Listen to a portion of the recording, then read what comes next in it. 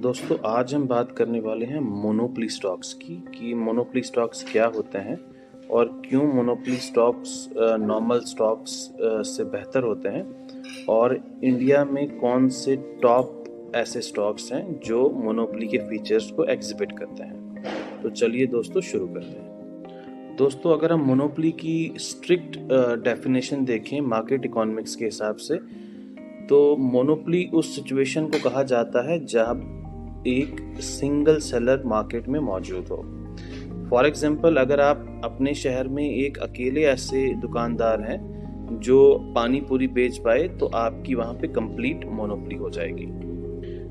लेकिन दोस्तों इंडिया में 1991 के इकोनॉमिक रिफॉर्म्स के बाद इंडिया अब मोनोपोली मार्केट नहीं रहा।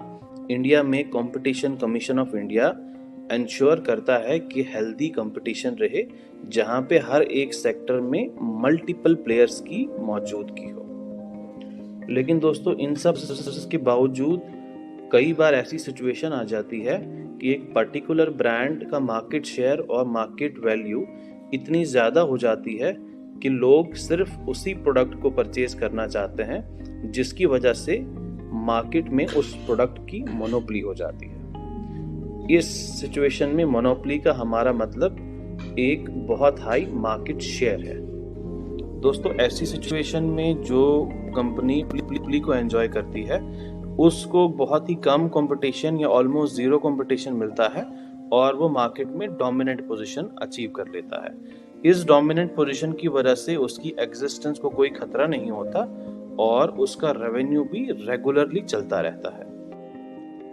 अगर मोनोपोली स्टॉक्स के 3 फीचर्स की बात की जाए तो पहला ये है कि वो कंसिस्टेंट रिटर्न्स देते हैं, दूसरा ये कि उनके डिविडेंड्स भी कंसिस्टेंट रहते हैं और तीसरा ये है कि मोनोपोली स्टॉक्स को मल्टी बैगर बनने में ज़्यादा आसानी रहती है। दोस्तों मोनोपोली स्टॉक्स वॉरेन बफे की भी एक फेवरेट कैटेगरी में आते हैं और वॉरेन बफे के हिसाब से मोनोपोली स्टॉक्स के साथ compete करना बहुत डिफिकल्ट होता है जिसकी वजह से मोनोपोली स्टॉक्स मार्केट शेयर में काफी हाई मार्केट शेयर एंजॉय करते हैं। दोस्तों इन्वेस्टिंग की दुनिया में मोनोपोली स्टॉक्स को मोट शेयर्स भी कहा जाता है और ये मोट डिराइव होता है मिडिवल टाइम्स की कैसल से, जहाँ पे मिडिवल टाइम्स में कैसल्स की प्रोटेक्शन के लिए उनके आसपास एक गड्ढा खोदा जाता था और जितना वाइड और जितना डीप वो गड्ढा होता था उस कैसल को उतना ही प्रोटेक्टेड माना जाता था। दोस्तों मोनोपोली स्टॉक्स ने अपने बिजनेस जर्नी के दौरान जो बहुत ही ज़्यादा कैपिटल लगाया होता है एक्सपेंशन में और डिफरेंट टाइप के गवर्नमेंट अप्रूवल्स लिए होते हैं और जो बिजनेस एडवांटेज उसने बनाया होता है उसी चीज़ को आज के बिजनेस पार्लेंस में मोट कहा जा सकता है। मोनोपोली बिजनेसेस का बैकग्राउंड और थ्योरेटिकल फ्रेमवर्क समझने के बाद चलिए दोस्तों स्टार्ट करते हैं आज के वीडियो के वो 5 स्टॉक्स जिन्हें हम मोनोपोलीज कह सकते हैं। दोस्तों पहला स्टॉक एक पब्लिक लिस्टेड कंपनी है जिसका नाम है IRCTC और जो हम सभी की लाइफ से कहीं ना कहीं जुड़ा हुआ है। अपने रेस्पेक्टिव फील्ड में IRCTC यानी Indian railways catering and tourism corporation की 100% मोनोपोली है और चलिए देखते हैं कि इसकी 100% डोमिनेंट। दोस्तों IRCTC 1999 में बनाई गई थी और IRCTC एक अकेली ऐसी एंटिटी है जिसे रेलवे की टिकट्स और रेलवे जर्नीज के दौरान पानी और बाकी किस्म की कैटरिंग लेने की परमिशन है। तो अपने सेक्टर में अपने एरिया ऑफ ऑपरेशन में IRCTC की डोमिनेशन और मार्केट शेयर 100% का है। यही रीजन है दोस्तों कि लॉकडाउन होने के बावजूद पिछले 1 साल में IRCTC के रिटर्न्स जो हैं 2 गुना से भी ज्यादा के हुए हैं और इन्वेस्टर्स का फेवरेट स्टॉक IRCTC।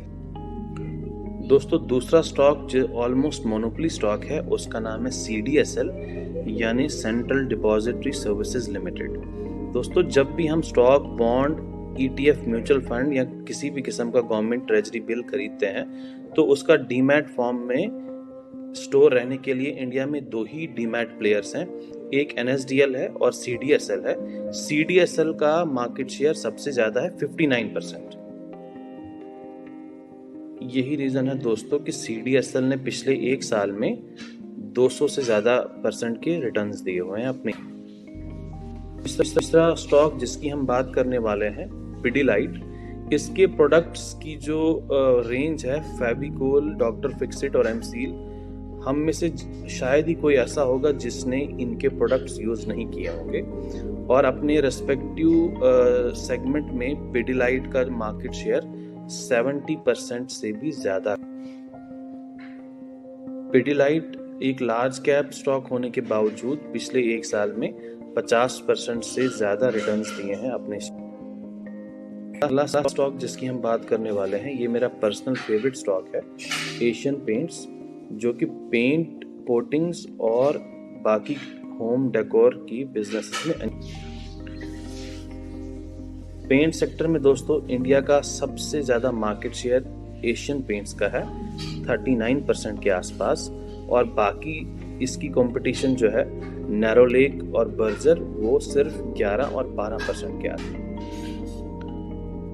इंडिया की इक्विटी हिस्ट्री में एशियन पेंट्स जैसे रिटर्न्स शायद ही किसी शेयर ने दिए होंगे, और इसके ऑल टाइम रिटर्न्स अगर आप देखेंगे 2000 में इसकी वैल्यू लगभग 18 रुपए की थी और आज की वैल्यू इसकी 3200 के आसपास है।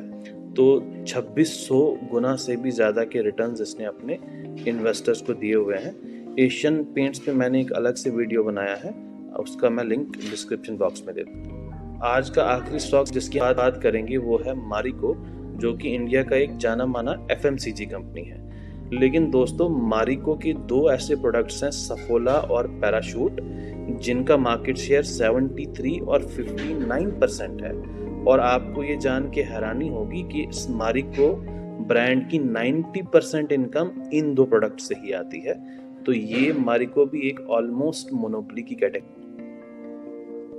मारिको की अगर हम वैल्यूएशंस की बात करें तो पिछले 1 साल में लगभग 50% का रिटर्न्स अपने इन्वेस्टर। दोस्तों आज के वीडियो में इतना ही। अगर आपको ये वीडियो अच्छा लगा तो लाइक करें और चैनल को सब्सक्राइब करें। अगर आप चाहते हैं कि मैं मोनोपोली स्टॉक्स पे एक और पार्ट बनाऊं तो कमेंट में ज़रूर लिखिए। थैंक